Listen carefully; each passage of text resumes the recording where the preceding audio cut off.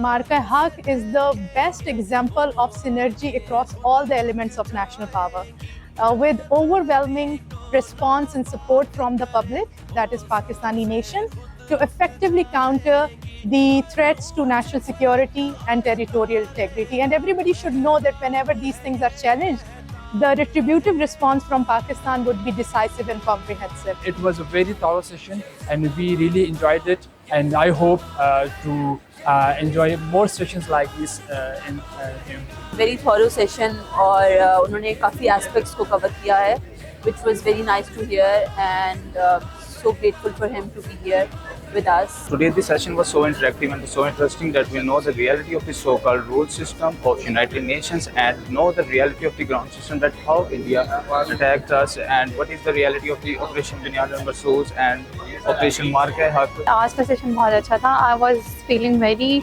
energetic through joining this session, and general साहब ने बहुत अच्छी बातें की, हमें बहुत सारी चीज़ें पता चली.